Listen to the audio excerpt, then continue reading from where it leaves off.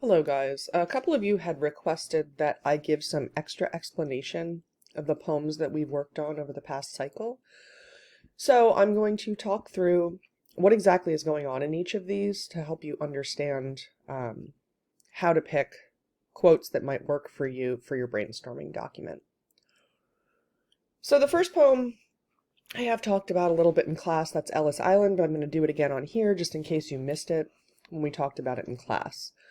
So basically, this poem is told from the perspective of a grandchild who is in the present day going to Ellis Island, looking at it and thinking about how that place affected the two different sides of his ancestors, his family. So, in the first part, basically the first 2/3 of the poem or so, he's talking about how beneficial and how good Ellis Island was for one set of his grandparents who were Slovak, which means they came from Czechoslovakia, which is in Europe. So for them, Ellis Island was a new start. It was a way to get away from the sickness that was in Europe. It represented an island of dreams, right? With the Statue of Liberty. It was a place that people who had worked for 1,000 years and not owned anything could come and dream of owning something, owning land, owning a home, having a better life. The second part of the poem, which is where the shift happens, is where this grandchild who is standing at Ellis Island is thinking about how that place and the immigration that happened there affected the other side of his ancestors, which were Native American. So their experience of Ellis Island is much more negative, right? Because their lands were invaded by the people that came through Ellis Island. So the European immigrants took the lands of the Native Americans and owned them. So Native Americans had never really considered land to be ownable. The Europeans came in and said, no, it's ours now. So the point here is that Ellis Island is usually an image of something like, positive and a place of dreams and a fresh start.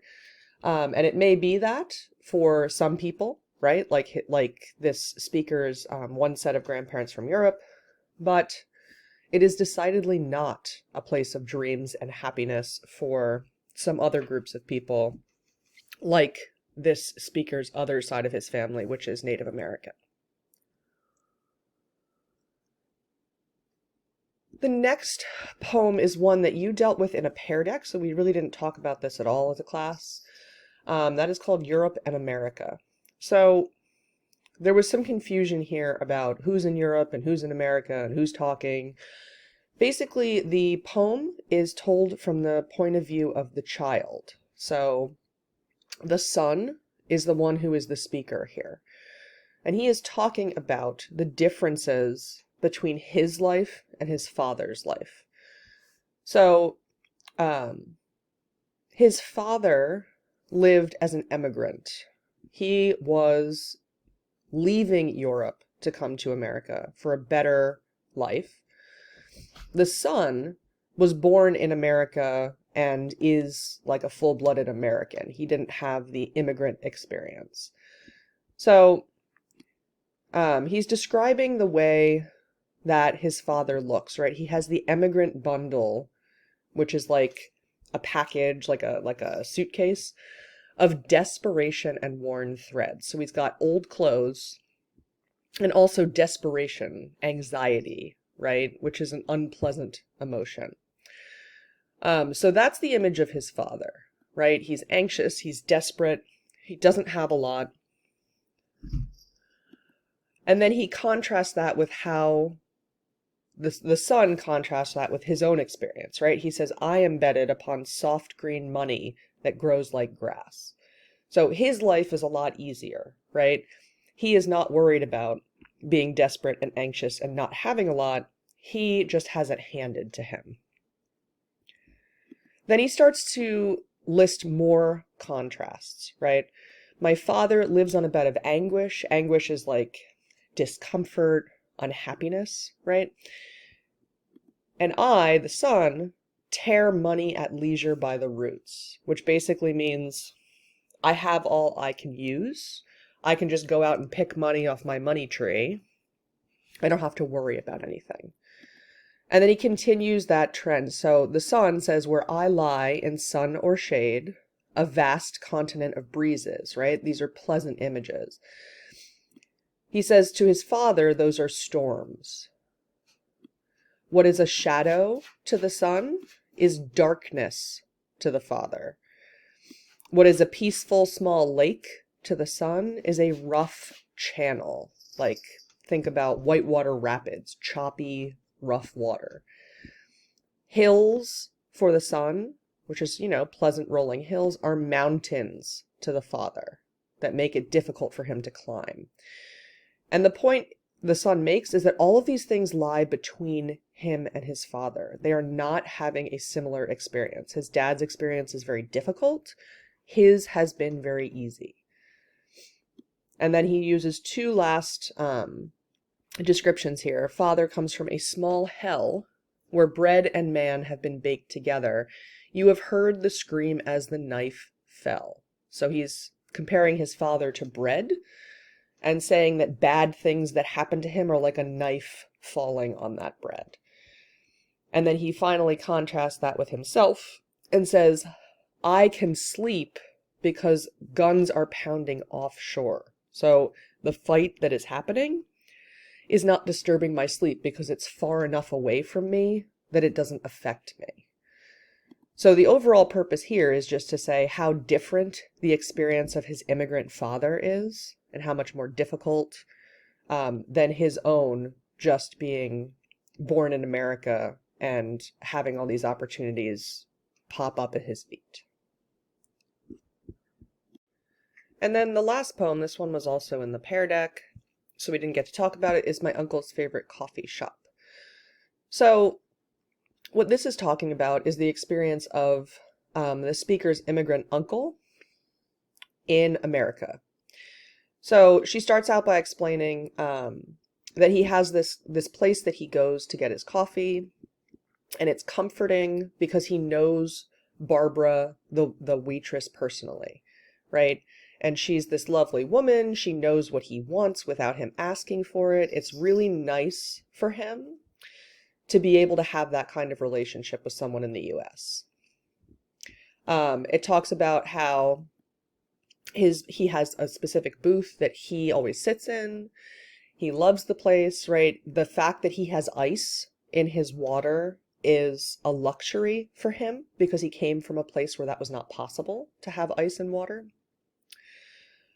She talks about how, he was sort of a formal guy. He wore a white shirt every day. And, he had opinions about what was going on TV and the news and things like that.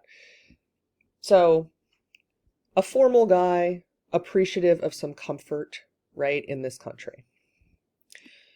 And then this middle part is talking about how he shook his head back and forth from one country to the other. So he is torn about where he really belongs. Should he be back in the country that he came from, or does he really belong here in the United States? So to say they have double and nothing all at once, right? They have two homes, but they don't really belong in either one, is what she's saying. So he has a country that he came from, he has the US where he lives now, but he doesn't feel like he belongs in either one. So she points out, like, he sees people sitting around him at the restaurant who he feels like they belong in the United States, but he cannot become them. He can't be as casual and fit in the way that they do.